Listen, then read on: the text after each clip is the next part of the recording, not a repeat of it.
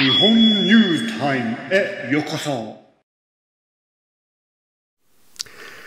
Hello there, YouTube. It's Victor, and this is a very sad J news I bring you today, coming from Sasebo City in Nagasaki Prefecture.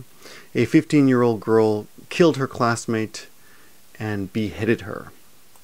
I don't like reporting this kind of crime, but today well, of course, at the end of this video, we'll give you some vocabulary for those of you who are studying Japanese. And this kind of lesson is something that I do teach in my English classes. It's called shock or flash.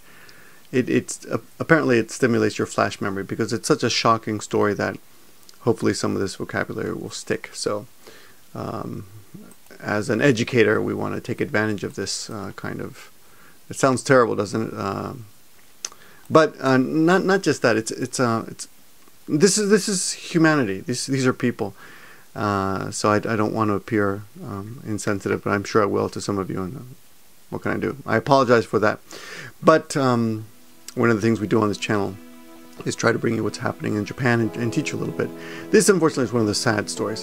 So a 15-year-old girl leaves her house, tells her mom, "I'm going to go play at my friend's house." Never comes back. The parents, 24 hours or the next day, they maybe it was that evening. Anyway, they call for a missing persons report, and the police come to the house. They investigate the high school girl's house, her room, and they figure out where she is. I don't know how exactly, telephones or whatever, but anyway, they go to her friend's house, and she's there. She's lying on the bed, and she has been beheaded, and one of her, I think her left hand has been severed.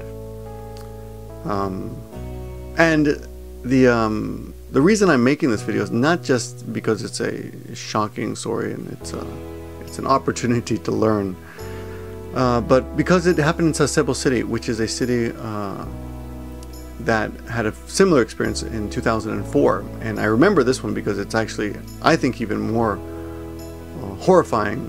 This incident involved two 15-year-old girls, ichinenseis, freshmen in high school. Well, actually, in Japan, I guess it would be sophomores in high school. They have 3 years left. We call them ichinenseis. And 15 years old. I mean, you can actually get married in Japan if you have your parents' permission at that age. And I teach kids that age. They're kids, but they're half kids, half adults. They're hybrids.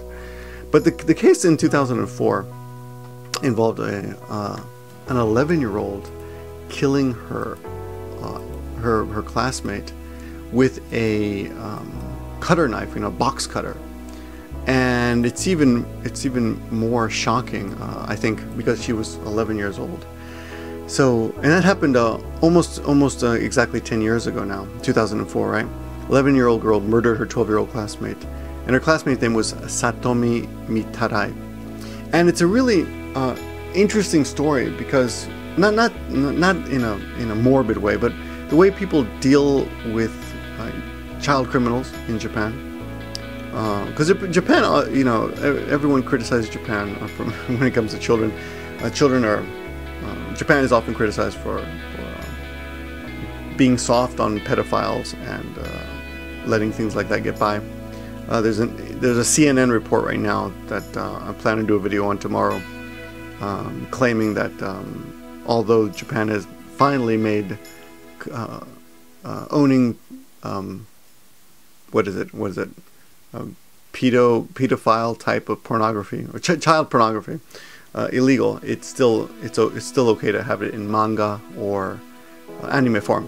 Anyway, so they're soft on that, right? So they do seem to idolize the right word, or hold youth up,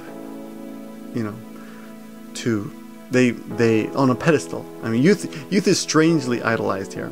I don't know if idolize is the right word, but if you have a better word, put it in the comments. Anyway, so but at the same time, they're kind of soft on child criminals. I mean, is that ironic? I don't know. I mean, they hold them, they put them up on a pedestal, but at the same time they treat them well, kind of like children and adults at the same time. You know what? That's what it is. It's a sexualization of children, part of it, you know, with AKB48 type things.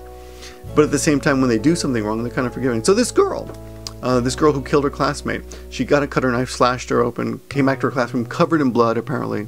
It's like, it is like a movie. And of course, they claim that this was possibly inspired by the Royal, what's that movie? The Battle Royale, yes, which I actually kind of enjoyed. But it doesn't inspire me to go out and kill people or kids. Anyway, so so Japan has this, you know, it's freedom. The old goes back to the freedom of speech thing, which is one reason manga has not been made illegal, or pornographic type manga, because it's, you know, it's people defend it saying no, it's freedom of speech. And the same thing happens to movies like this, and you know, and it also includes video games and stuff like that. Anyway, this girl got 2 years. That's the point I wanted to get to. Sorry, she got 2 years. And then after the 2 years were served, she was institutionalized. She was put in some kind of special, you know, juvenile detention now. And then 2 years later, she was given another 2 years, right? But that was in 2008 now, you know. In 2008, that's 6 years ago. She's out. She's out there. This girl who killed her classmate. What kind of person is she? I just can't imagine. And here's the touching, I don't know if it's touching part, but for the yearbook of that girl, when she was supposed to graduate, right? In 2005, the elementary school students were given a graduation album with a blank page. So you got the whole album, but there's one blank page, and students were given a choice. They could either put their dead classmate, Satomi Mitarai, they could put her picture there, or they could put her picture and the killer's picture there, or just the killer's picture, or just the girl's. You know, either way, you know. The school left it up to them. And after that they started, and remember this is in the same city as this recent killing. And after that the teachers and everyone said, okay, we've got to teach children that the sanctity of life, they've got to learn that it's, you know, life is important, and you can't just kill people. And then this happens, right? And of course, I don't blame anybody. I'm not saying Japan is a screwed up country. America, of course, is, I think, much worse when it comes to crime and murder and things like this. But maybe that's why this is so shocking, because it is such a peaceful society. So when something like this does happen, it's even more shocking. And the other thing, the interesting thing that happened in the original 2004 case was they gave the murdered child a graduation certificate, and her father accepted. And they also gave one to the killer because they thought it would help her integrate into society. So wow, isn't that bizarre? What do you guys think of that? Anyway, that's the story coming from Sasebo City. Now, I'm going to link you to, for those of you who are studying Japanese, if you've gotten this far, I'm going to link you to a ANN News video. It's only a minute long. And I'm going to give you some of the vocabulary right now. So on the screen, you'll see the vocabulary next to me. These are the words that you'll hear. One of them you won't hear, but I think in that particular story. But you should know it because it's what happened. She was beheaded, right? So that is kubi o kiru, or kubi o haneru. You'll hear the word naguri, or naguru comes from naguru, which means to hit or strike. One way to say murder is satsugai, and satsujin jiken is a murder incident. This person was arrested on suspicion of murder, and the way we say that is satsujin no utagai de taiho saremashita. Taiho, of course, is to arrest. Utagai is suspicion. Here's something I didn't know. Donki. Donki is a blunt weapon, and this blunt weapon is also referred to as the kyouki in this story. Then they have the expression in reference to the police investigation, which is keisatsu no shirabe ni taishi. Keisatsu, of course, is police. Shirabe is investigation, and taishi means in reference to. And the last word for you today is saku negai, which is a missing persons report. If you are studying Japanese, this is a good way to do it. Again, it's a sad story, and I'm sorry if I offend anyone with this video.